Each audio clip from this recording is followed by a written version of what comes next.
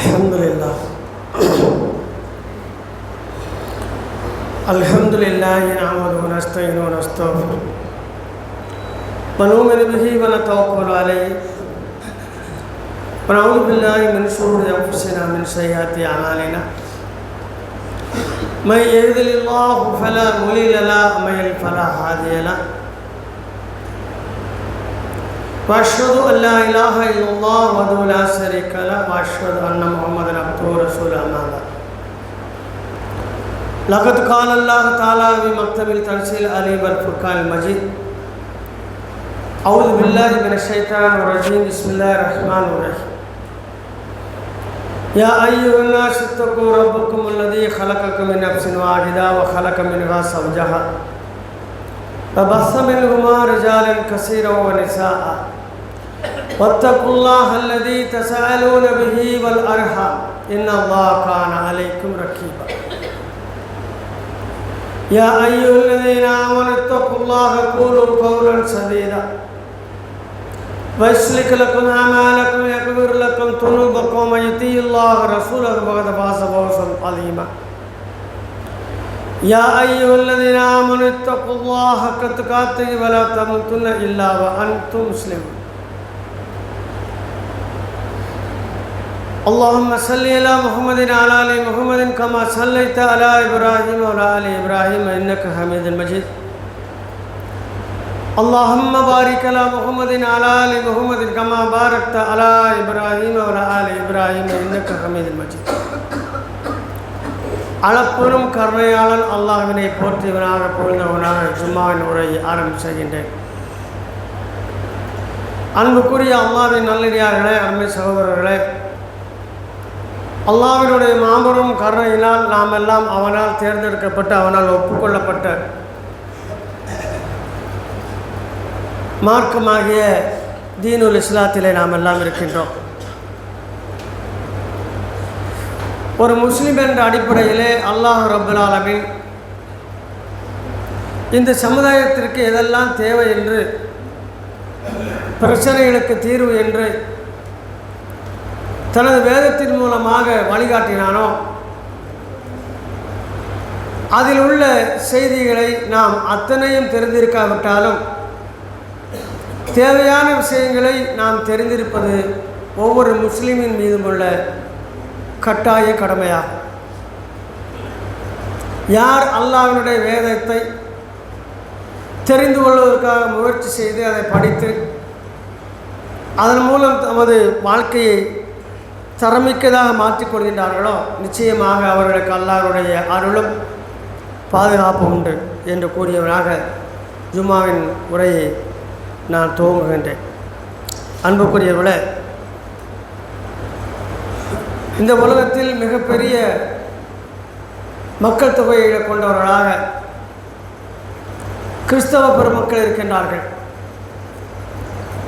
அவர்கள் நபி ஈசா அலைஹிஸ்ஸலாம் அவர்கள் பிறந்த தினமாக கிறிஸ்மஸையும் அதைத் தொடர்ந்து அருள்மிக்க நாட்களாக இந்த புதிய வருடத்தையும் கொண்டாடிய நிலையிலே அவர்களை விட ஈசா அலைஹிஸ்ஸலாம் அவர்களை பற்றிய அதிகமான செய்தி தெரிந்திருப்பவர்கள் நாம் தான். படித்திருந்தால் தெரிந்திருப்பவர்கள் நாம் தான் என்று திருத்திக் கொள்வோம். நமக்கு அல்லாஹ்வோட தூதரை பற்றி ஃபுல்லாக தெரியாது, அப்படி இருக்கு ஈசா நபியை பற்றி தெரிய வேண்டிய அவசியம்னே நினச்சிட்ருக்கோம். அப்படி இல்லை. அல்லாஹ் ரப்பல் ஆலமீன் குர்ஆனில் சொன்னான், லா நுபர்ரிகு பைன அஹதின் மின் ருசுலிஹி. ஈமான் கொண்டவர்கள் இறை தூதர்களில் எந்த விதமான வேறுபாடுகளை காட்ட மாட்டார்கள். இப்போ எல்லா இறை தூதரை ஏற்றுக்கொள்வார்கள். குறிப்பாக அல்லாஹ் சஹாபாக்களை பார்த்து இந்த விஷயத்தை கூறுகின்றான். நாம் தான் பிந்திய சமுதாயம். எனவே நமக்கு முன்னாய் உள்ள இறுதி தூதரின் சமுதாயமான இறுதி சமுதாயமாக இருப்பதினால் நமக்கு முன்னே உள்ள முன் சென்று விட்ட இறை தூதர்கள், நபிமார்கள், அவர்களுக்கு இறக்கப்பட்ட வேதங்கள், ஆகமங்கள் எல்லாவற்றையும் நாம் நம்பிக்கை கொள்ள வேண்டும். ஆனால் இறுதி வேதமாகிய குர்ஆனை பின்பற்ற வேண்டும். அவ்வளோதான் வித்தியாசம். நம்ப வேண்டும், ஆனால் பின்பற்றுவது குர்ஆனை. அந்த அடிப்படையில் ஈசா அலைஹிஸ்ஸலாம் அவர்களுக்கு அதிகமாக உரிமையை கொண்டாடக்கூடிய ஒரு இடத்தில் கிறிஸ்தவ பெருமக்கள் இருக்கின்றார்கள். ஆனால் உண்மையிலேயே அதைவிட அதிக உரிமை நமக்குத்தான் இருக்கிறது. ஏனென்று சொன்னால் ஈசா அலைஹிஸ்ஸலாம் எந்த மார்க்கத்தில் இருந்தார்களோ அந்த மார்க்கத்தில் இருக்கின்றோம். அவர்களை பற்றிய அதிகமான செய்தியும் நமக்குத்தான் தெரிகிறது. அல்லாஹ் ரப்பல் ஆலமீன் குர்ஆனில் கூறுகின்றான், இது காலத்தில் மலாயிக்கத்து யா மரியம் இன்னல்லாஹ யுபஷ்ஷிருகி பி கலிமத்தின் மின்ஹு இஸ்முல் மஸீஹு ஈஸா இப்னு மரியம் வஜீஹன் ஃபித் துன்யா வல் ஆஹிரா வ மினல் முகர்ரபீன். வானவர்கள் மரியம் அலைஹிஸ்ஸலாம் அவரிடத்தில் வந்து ஒரு செய்தி ஒன்றை கூறுகின்றார்கள். மரியமே, திட்டமாக அல்லாஹ் உமக்கு கட்டளை பற்றி ஒரு செய்தியை சொல்கின்றான். உங்களுக்கு ஒரு ஆண் குழந்தை உண்டாக போகிறது. அவருடைய பெயர் மஸீஹ். ஈசா மஸீஹ் இப்னு மரியம், அதாவது மரியம் அலைஹிஸ்ஸலாம் அவருடைய மகன் ஈசா. அவருக்கு புனை பெயர் மஸீஹ். மஸீஹ் என்றால் தடவுதல், மசகு செய்தல் சொல்கிறோம் இல்லையா, அதனுடைய வார்த்தை தான் மஸீஹ், தடவக்கூடியவர். அவர் கைகளை கொண்டு அல்லாஹ்வின் கட்டளைப்படி சில விஷயங்களை தடவினார்.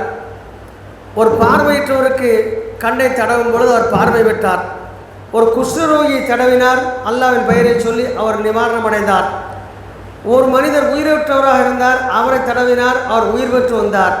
களிமண்ணால் செய்யப்பட்ட ஒரு பறவையின் வடிவத்தை அல்லாஹ்வின் பெயர் கூறி தடவினார், அது பறவையாக உயிர் பற்றி எழுந்தது. இதெல்லாம் ஒவ்வொரு தடவை அவர்களுக்கு கொடுக்கப்பட்ட அற்புதம் செய்து காட்டினார்கள். அதனால் அவர்களுக்கு பேர் ஈசா, அதோடு சேர்த்து மஸீஹ். ஈசா என்பவர் பெயர், புனை பெயர் அவர்களுக்கு மஸீஹ். யாருடைய மகன்? பொதுவாக இஸ்லாம் தந்தையின் பெயரைத்தான் சொல்லும்.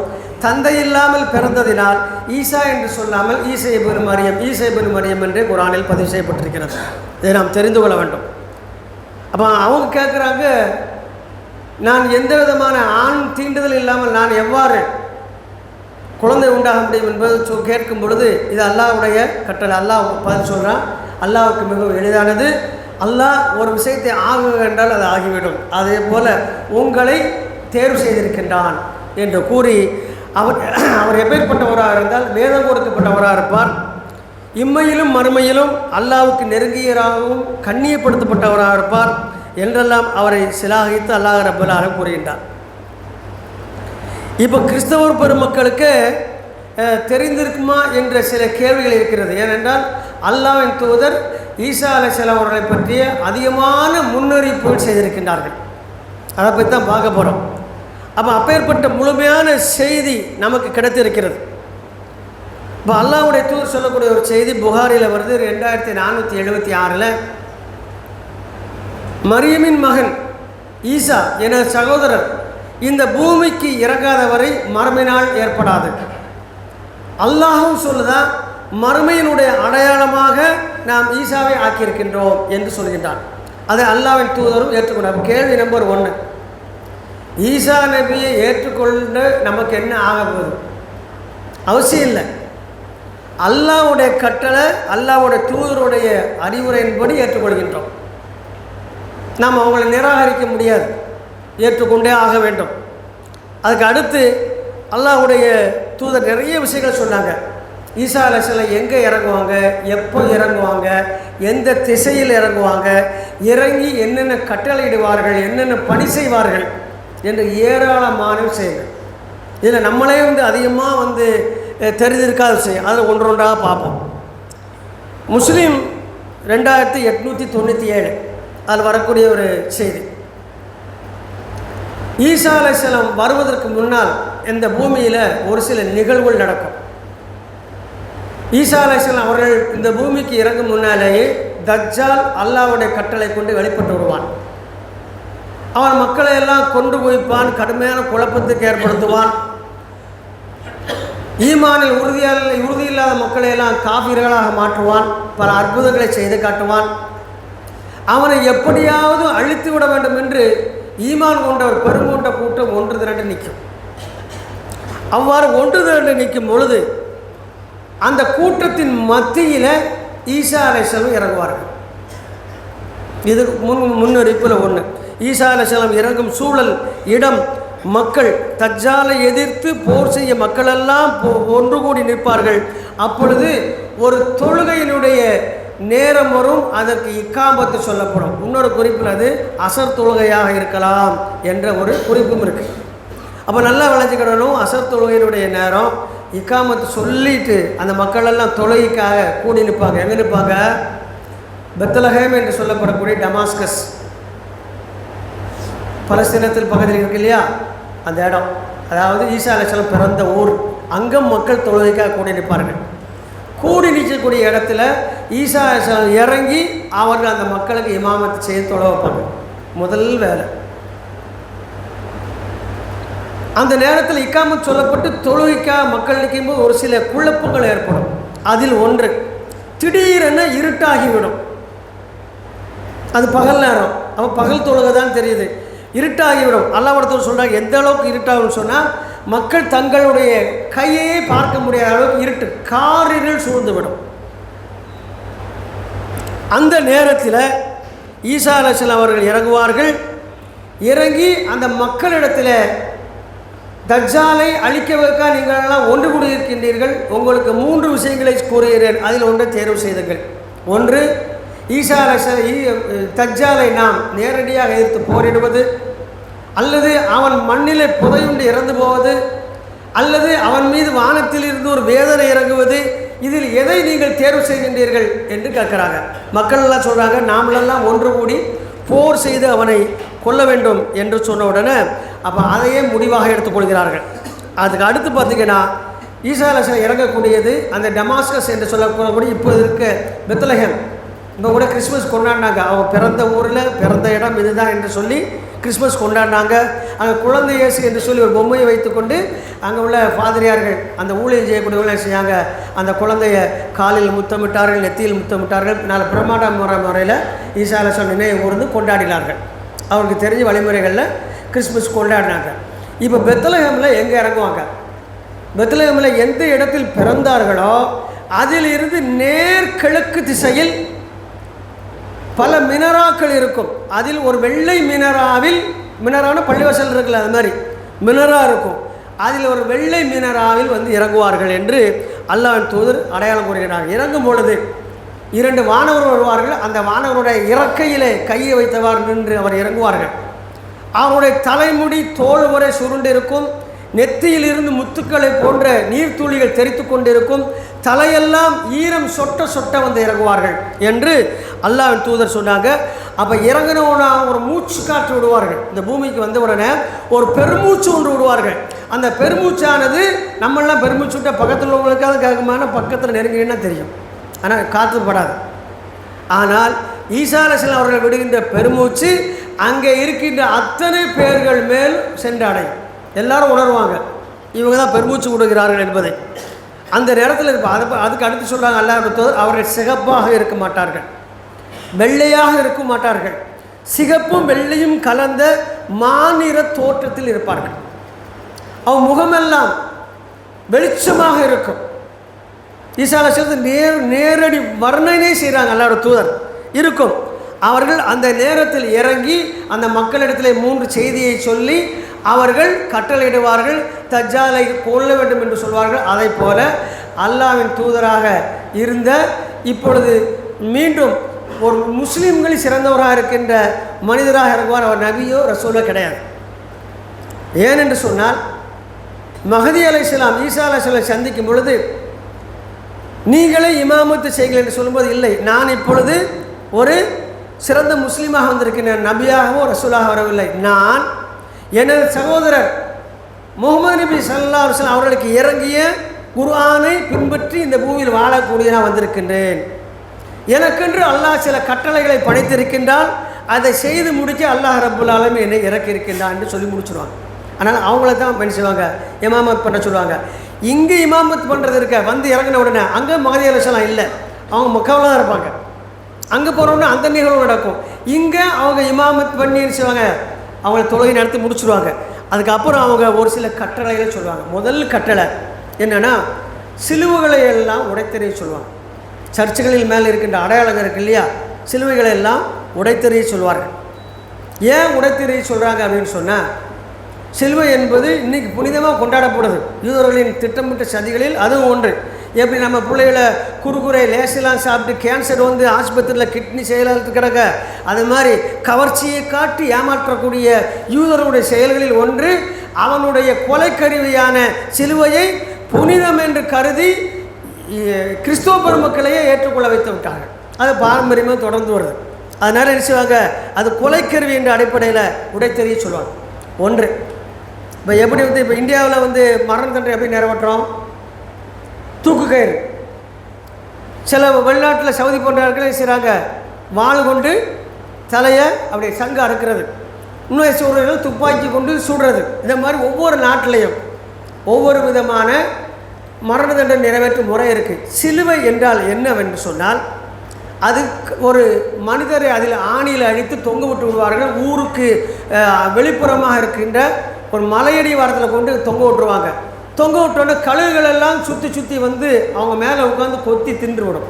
இதுதான் தண்டனை. இப்படி தான் மரண தண்டனை எந்த காலம் வரைக்கும் இருந்துச்சு அப்படின்னு சொன்னால், உமர் கத்தாப் ரலியல்லாஹு ஒரு காலத்திலேயே ஒரு மனிதனுக்கு மரண தண்டனையை சிலுவையில் அடித்து தான் நிறைவேற்றினாங்க. அவர் யூதராக இருந்திருப்பார் என்ற காரணத்தினால் அவங்களுடைய நம்பிக்கையின்படியே சிலுவையில் அடித்து தான் மரண தண்டனை நிறைவேற்றினாங்க. அப்போ சிலுவை என்றால் என்ன? மரண தண்டனை நிறைவேற்றக்கூடிய ஒரு கருவி.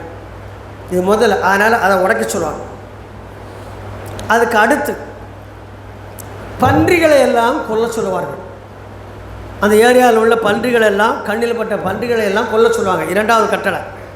3, அந்த நேரத்தில் இருக்கக்கூடிய மக்களில் 2 வகையாக இருப்பாங்க. முஸ்லீம்களும் இருப்பாங்க, முஸ்லீம் அல்லாதவர்கள் இருப்பாங்க. இஸ்லாமிய ஆட்சி நடந்து கொண்டு இருக்கும். இஸ்லாமிய ஆட்சி நடந்து கொண்டு இருந்தால் முஸ்லீம்கள் ஜக்காத்து கொடுக்க வேண்டும். ஆனால் முஸ்லீம் அல்லாதவர்கள் என்ன கொடுக்கணும்? ஜிஸ்யா, வரியை கொடுக்க வேண்டும். வரி, அரசாங்கத்தை செலுத்தக்கூடிய வரி. அந்த வரியை ஏற்க மறுத்து விடுவார்கள். உங்கள்கிட்ட யார்கிட்ட நான் வினவ மாட்டேன், ஜிஸ்யா வாங்க மாட்டேன் என்று சொல்லுவார்கள். இது 3வது கட்டளை.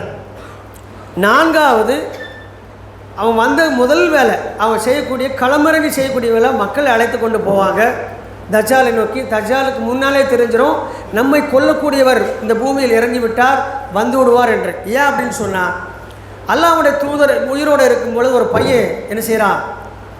தான் நபி என்று வாதிடுகிறான். எல்லாற்றையும் அல்லாஹ்வோட தூதர் இருக்கும்போது தான் ஒரு நபி என்கின்றான். அல்லாஹ்வோட தூதர் இடத்துல சொல்கிறாங்க சஹாபாக்கள்லாம், இந்த இடத்துல மதீனாவில் வடக்குப்புறத்தில் ஒரு இடத்துல என்ன செய்கிறான்? அவன் பையன் இருக்கான், அவனுக்கு தாய் தகப்பன்லாம் இருக்கிறாங்க, அவன் தன்னை ஒரு நபி என்கின்றான். இப்போ அல்லாஹ் சொன்னாங்க, நபியனை போய் வாதாடக்கூடிய பொய்யர்கள் நிறைய தோன்றுவாங்க, அதில் அவனும் ஒருவன், வாங்க அவனை போய் பார்த்து வருவோன்ட்டு என்ன செய்கிறாங்க அல்லாஹ்வோட தூதர். உமர் கத்தாப் ரலியல்லாஹு அன்ஹு இன்னொரு சில பேரை கூட்டிகிட்டு போகிறாங்க. போய் அந்த பையனை பார்த்தோன்னே ரசூலுல்லாஹ்ட்ட சொல்லுதான், நான் நபி அப்படின்னா. எப்படி இருக்கும்? ரசூலுல்லாஹ் சிரிச்சுக்கிட்டே சொன்னான், அப்படியா நீ நபியா? சரி, நான் ஒரு விஷயத்தை மனசில் நினைக்கேன், அதை நீ சொல்லுவியான்னு கேட்குறாங்க. ரொம்ப கேஷுவலாக ரசூல் ஸல்லல்லாஹு அலைஹி வஸல்லம் பேசுகிறாங்க. சொல்கிறேன். ரசூல் ஸல்லல்லாஹு அலைஹி வஸல்லம் செஞ்சாங்க, அத்துஹான் என்ன சொல்லப்படக்கூடிய புகை மூட்டம் என்று வரக்கூடிய ஒரு அத்தியாயத்தை மனசில் நினச்சாங்க. அதை நினச்சாங்க. அந்த அத்தியாயத்தை நினச்சிட்டு நான் என்ன நினச்சேன்னு கேட்டாங்க. அவன் சொன்னேன் புகை அப்படின்னா. என்ன சொன்னால், நீங்கள் நினச்சது புகை அப்படின்னா. ரசூல் ஸல்லல்லாஹு நீ சரியாக தான் சொன்னேன். அவர் சொல்லிட்டாங்க, ஆனால் நீ யார் இல்லை? நபி இல்லை. ஏனென்றால் இறுதி நபியா ரசூலாக நான் தேர்வு செய்யப்பட்டு அனுப்பப்பட்டிருக்கின்றேன் சொன்ன உடனே உமர் கத்தாப் நினைச்சுட்டாங்க, இவன் தஜ்ஜாலாக இருப்பானோ என்று நினைத்து கொண்டு, அவன் தானே, இவனை நான் என்ன செய்கிறேன், கொலை செய்தேன்னு வாழை வருவாங்க. ரசூலுல்லாஹ் சிரிச்சுக்கிட்டே சொன்னாங்க, வாழை உரையில் போடுங்க. இவன் அவனாக இருந்தால் நீங்கள் வெட்டினாலும் வெட்டுப்பட மாட்டான், சாக மாட்டான். அவனை கொள்ளைக்கு யார் வருவா? என்னுடைய சகோதரர் ஈசா வருவார். அவங்களுக்கு தான் அல்லாத வேலையை கொடுத்துருக்குறான், உங்களுக்கு நடக்காது. ஒருவேளை இவன் தஜ்ஜால் இல்லை என்றால் நீங்கள் ஏவனை போய் கொள்ள முயற்சி பண்ணுறீங்க, விடுங்க என்று சொல்லி விட்டுருவாங்க. அவன் பின்னால் என்ன செஞ்சிடுவான்? கடைசி நேரத்தில் இஸ்லாத்தை ஏற்றுக்கொண்டதாக வரலாற்று பதிவுகள் இருக்குது. இஸ்லாத்தை ஏற்று கொள்ளுவதாக பதிவு இருக்குது. அப்போ தஜ்ஜாலை கொல்லுவது பிரத்தியமாக பணியாக ஈசா அலைஹிஸ்ஸலாம் அவர்களுக்கு தான் கொடுக்கப்பட்டிருக்கு. அதுக்கு அடுத்து ஈசா அலைஹிஸ்ஸலாம் தஜ்ஜாலை தேடி போகும்பொழுது அங்கே பெத்லஹேம்லேயே ஒரு பெரிய மலை கோட்டை இருக்கும். அந்த கோட்டைக்குள்ளவே அடைச்சிக்குவான். அடைச்சி அது வரைக்கும் உலகமெல்லாம் சுற்றி குழப்பம் பண்ணி மக்களை பயமுறுத்தினவன் ஈசா அலைஹிஸ்ஸலாம் இறங்கி செய்தி அவனுக்கு தெரிவிக்கப்பட்ட உடனே அல்லாஹ் அவனுக்கு அறிவிச்சிருவான். அறிவித்த உடனே தன்னை காத்துக்கொள்ள போய் என்ன செய்வான்? கோட்டையில் பதிஞ்சு கொண்டு கோட்டையை தாழ்விடுவான். ஈசா அலைஹிஸ்ஸலாம் போய் தட்டுவாங்க. நான் ஈசா கோட்டையை வாசலை திறப்பாங்க. பயந்து கொண்டே திறந்த உடனே அவங்கள பார்த்த உடனே அவன் பாதி செத்துருவான். நான் அழிந்தேன் என்று சொல்லக்கூடிய அளவுக்கு அவன் முகமெல்லாம் வெளியிடும். அவனை வெட்டி கொள்ளுவார்கள், இறந்து விடுவான். அதுக்கு அடுத்து பார்த்திங்கன்னா அவனை கொண்டாச்சு.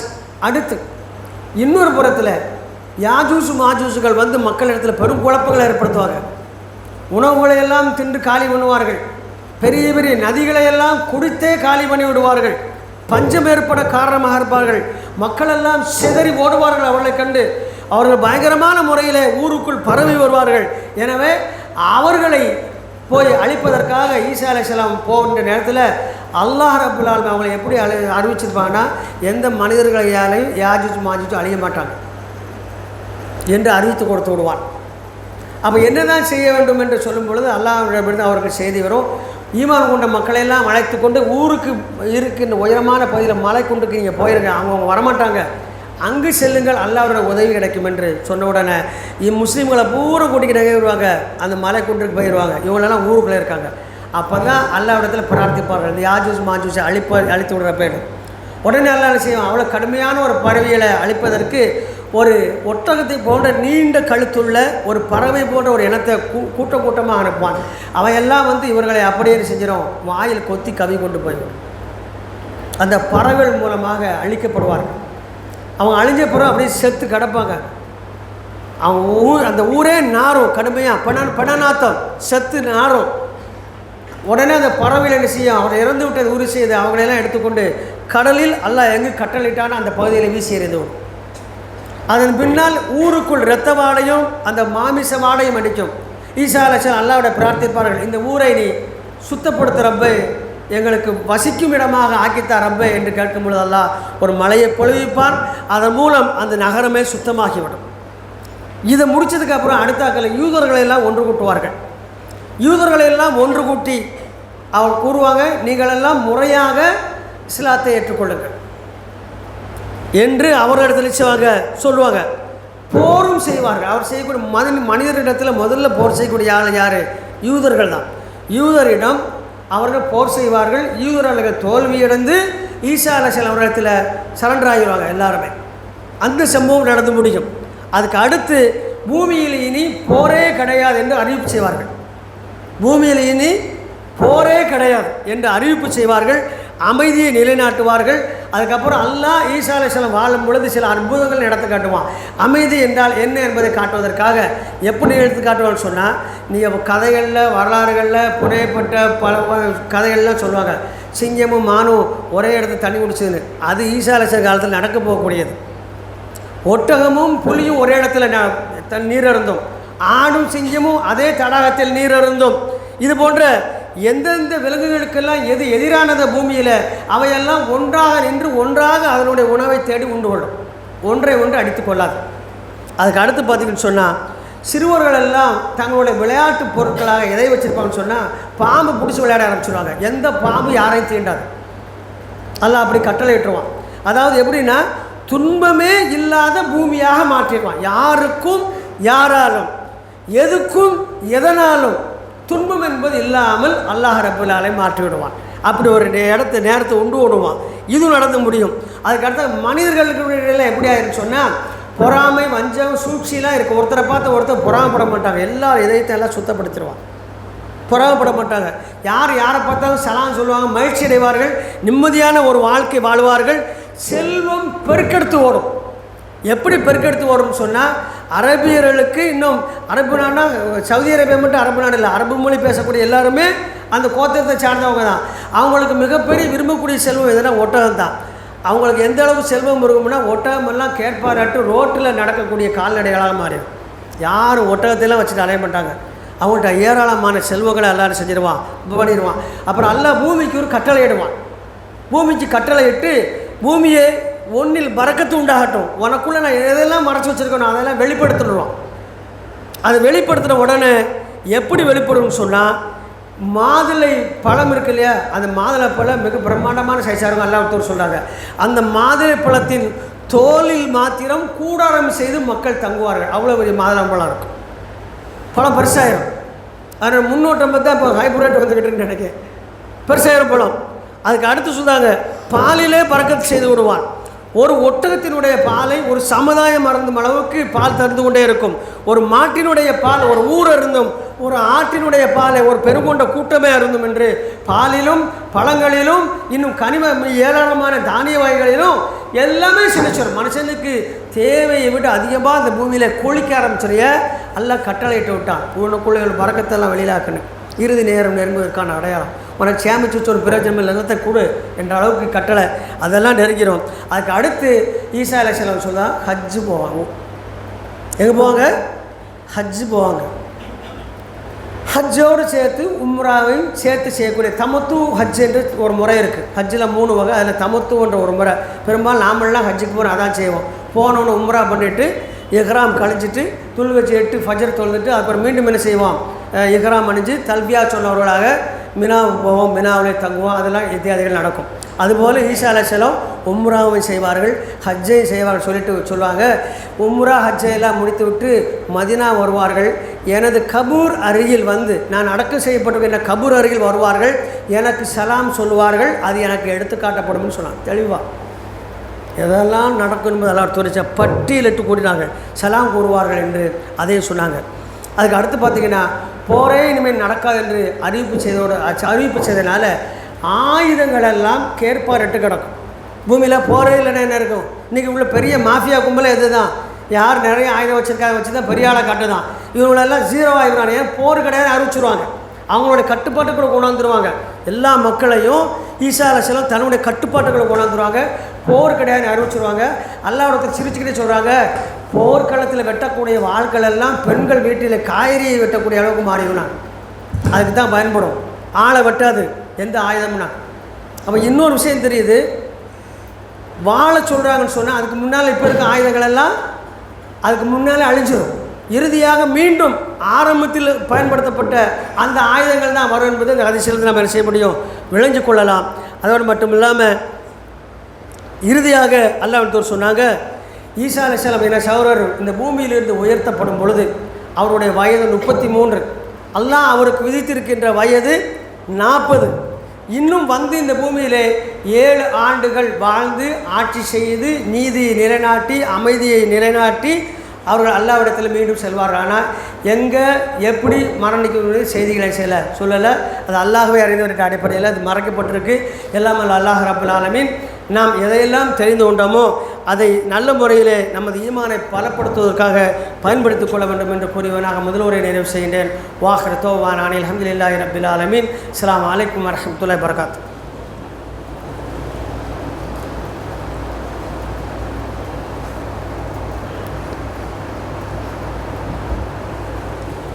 அல்ஹம்துலில்லாஹ். அன்புக்குரிய அல்லாஹ்வின் நல்லடியார்களே, இதெல்லாம் ஈசா அலைஹிஸ்ஸலாம் பற்றி அல்லாஹ்வின் தூதர் முன்னறிவிப்பு செய்த விஷயங்கள் சுவாரஸ்யமாகவும் நமது ஈமானை வலுப்படுத்தக்கூடியதாக இருக்கிறது. அதே நேரத்தில் ஈசா அலைஹிஸ்ஸலாம் அவர்களை யார் கண்ணியப்படுத்துகிறார்கள், யார் பின்பற்றுகின்றார்கள் என்பதை பின்பற்றுதல்லாம் ஒரு சில விஷயங்களில் நாம் பார்க்க இருக்கிறோம். பைபிளில் பன்றி இறைச்சி தடை செய்யப்பட்டிருக்கிறது. குர்ஆனிலும் பன்றி இறைச்சி உண்பதற்கு தடையாக்கப்பட்டிருக்கு. இது 2 இந்த பைபிளை வச்சுருக்கிறவங்க ஃபாலோ பண்ணுறாங்களா, குர்ஆனை வச்சுருக்க ஃபாலோ பண்ணுறாங்களா? நீ யார் பன்றி இறைச்சி சாப்பிடக்கூடாது இருக்கிறா உறுதியாக? அதுபோல் மது அருந்துவது பைபிளிலும் தடை செய்யப்பட்டிருக்கிறது, குர்ஆனிலும் அல்லாஹ் சொல்கிறான். இந்த 2ல் அது யார் பின்பற்றுதா? மது அருந்துவதை கூடாதுன்னு முஸ்லீம்கள் தான். அதுக்கு அடுத்து பெண்கள் இவ்வாறு தான் ஆடையடை என்று கண்ணியமான ஆடையாக அன்னை மரியம் அலைஹிஸ்ஸலாம் அவர்களே வடித்த உருவத்தில் ஹிஜாப்போடு தான் காட்டுறாங்க. அந்த ஹிஜாப்பை பின்பற்றுவது யார்? கிறிஸ்தவர்களா முஸ்லீம்களா? ஈசா அலைஹிஸ்ஸலாம் அவர்கள் விருத்த சேதனம் செய்யப்பட்டவர்களாகத்தான் இருந்தார்கள் என்பது ஆதாரப்பூர்வமான விஷயம். அதை விருத்த சேதனம் செய்யக்கூடிய விஷயத்தை பின்பற்றுபவர்கள் முஸ்லீம்களா கிறிஸ்டின்களா? அடுத்து ஈசா அலைஹிஸ்ஸலாம் அவர்களே வடித்த உருவத்தில் தெளிவாக இருக்கிற தாடி இருந்தது. அல்லாஹ் சொன்னாங்க, எல்லா நபிமார்களுக்கும் 3 ஒற்றுமை உண்டு. 1, ஏதாவது ஒரு கால்நடையை ஏதாவது ஒரு காலகட்டத்தில் மேய்த்திருப்பார்கள். 2, எல்லா இறைத்தூர் கையிலையும் ஒரு கைத்தடி இருக்கும். 3, எல்லா இறைத்தூர்களும் என்ன வச்சுருப்பாங்க? தாடி வைத்திருப்பாங்க. சுன்னத்து பண்ணது சொல்லலை, ஏன்னா இப்ராஹிம் அலைஹிஸ்ஸலாம் முன்னால் அது இல்லை.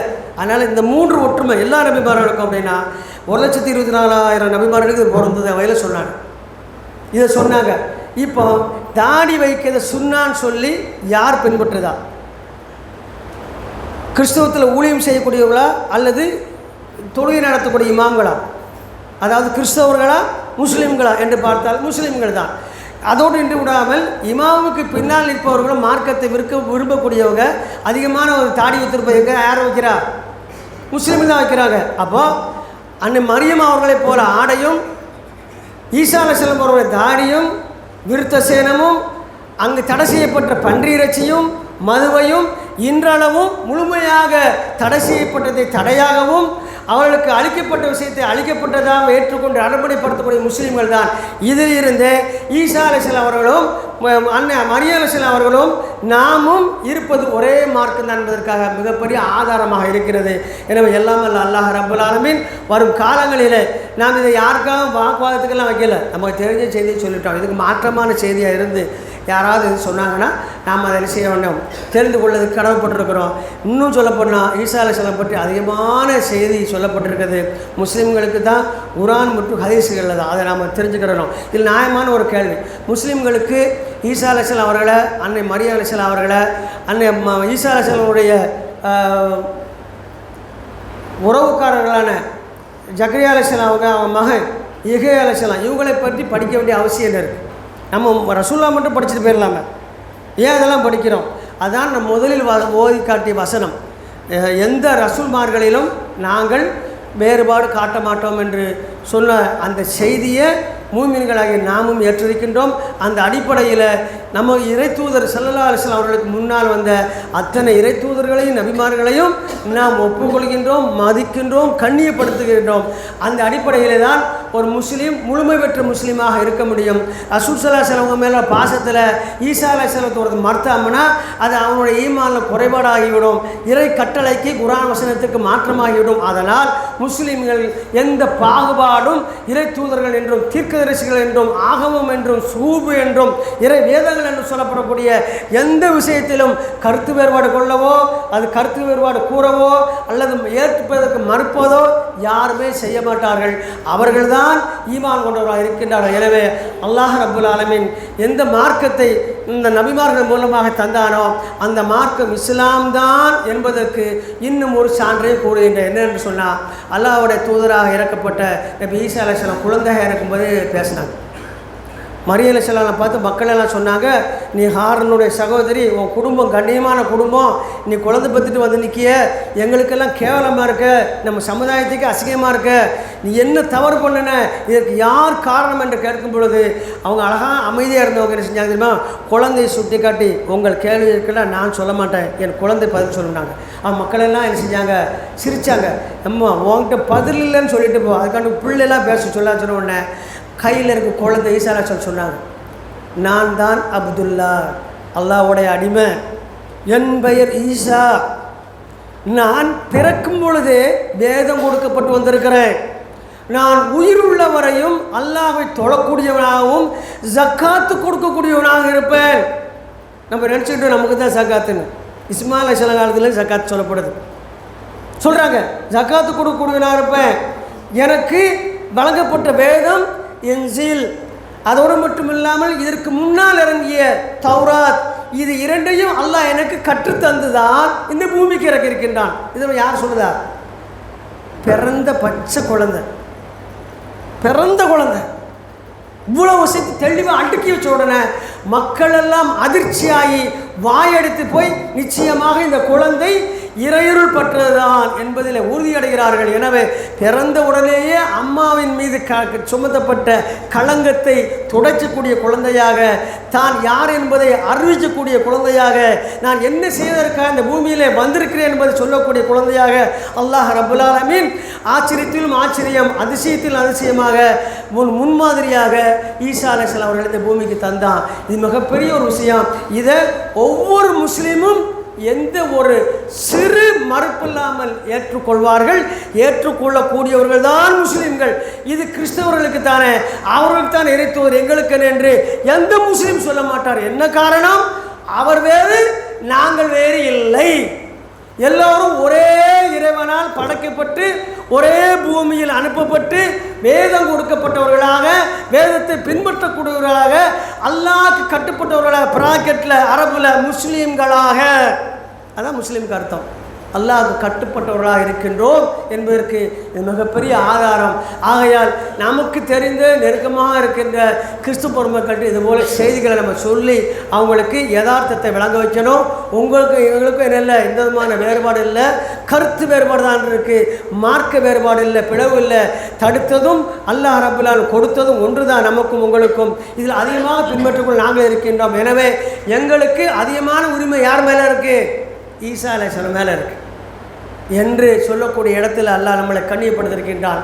எல்லாம் அல்லாஹ் ரப்பல் ஆலமீன் நம் அனைவரையும் மார்க்கத்தை பரிபூர்ணமாக தெரிந்து கொண்டு அதன்படி நடக்கக்கூடிய சிறந்த மக்களில் ஒருவராக ஆக வேண்டும்.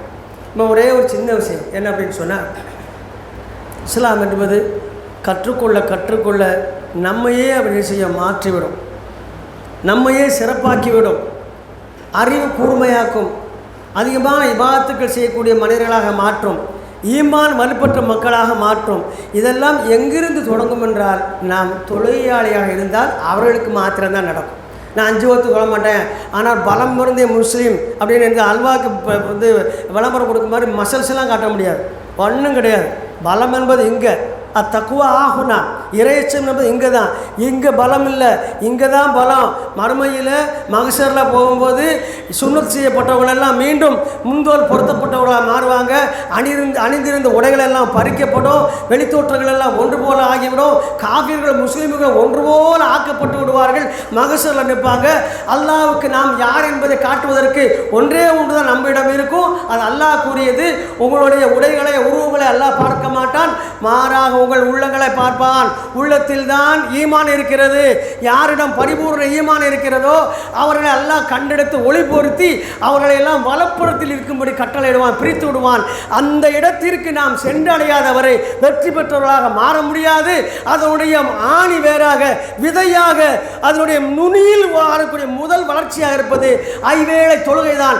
ஐவேளை தொழுகை இல்லை என்றால் இஸ்லாத்திற்கு நமக்கும் எந்த விதமான சொந்தமும் பந்தமும் அருகதையும் கிடையாது என்பதை ஆணித்தரமாக கூறி நமது மாற்றத்தை, நம்முடைய வளர்ச்சியை, நமது வெற்றியை ஐவேளை தொழுகையில் இருந்து நாம் ஆக்க வேண்டும், அங்கிருந்து தொடங்க வேண்டும். இல்லை என்றால் முனாஃபிக்குகளை போல இடையிடையே தொழுது இடையிடையே மறுத்து அல்லாஹ்வை ஏமாற்றுவதாக தங்களை தாங்களே ஏமாற்றுகிறார். யுஹாதிஊன அல்லாஹ வல்லதீன ஆமனு வமா யக்தவூன இல்லா அன்ஃபுஸஹும் வமா யஷூரூன். அல்லாஹ் சொல்லுதான், அவர்கள் இந்த தொழுகையில் இந்த மாதிரி முஸ்லீமாக நடிக்கிறாங்களே அவர்களை பற்றி அல்லாஹ் சொல்லும் பொழுது அவர்கள் அல்லாஹ்வையும் அல்லாஹ்வுடைய இருக்கக்கூடிய ஈமான் கொண்டு ஏமாற்றுகின்றார்கள். அறிந்து கொள்ளுங்கள், அவர்கள் தங்களைத்தான் ஏமாற்றுகிறார்களே தவிர அல்லாஹ்வையும் அல்லாஹ்வுடைய இருக்க மூமின்களை ஏமாற்றவில்லை.